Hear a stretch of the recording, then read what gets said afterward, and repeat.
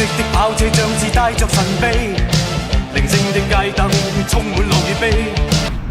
有網民喺12月22號 upload 條片，仲寫住大地任我行。佢話當時聽到後車狂撥，一望就見到有的士 U-turn。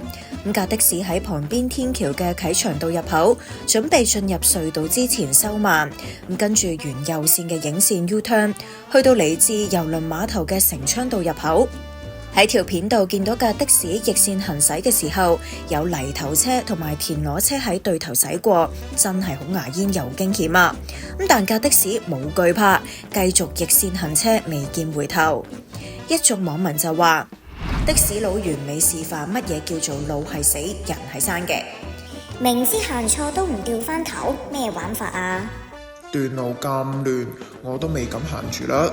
呢段道路係中九龍幹線，全長約4.7公里嘅道路，其中3.9公里係隧道，連接油麻地同九龍灣，為出行帶嚟更便捷嘅選擇。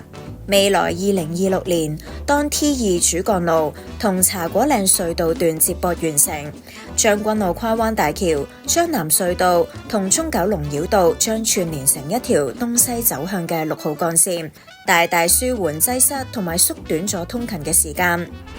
而22號就係通車之後首個嘅工作日，可能一班阿 Sir 都擔心大家未熟新路，所以喺馬路右企啲人、天橋右企啲人派下牛肉乾提點下大家，下次就行得順暢啲啦。今次條片就嚟到呢度，大家又點睇呢件事呢？歡迎留言講下，鍾意條片記得俾 like 同 subscribe，繼續支持 Channel V 出更多嘅片啦。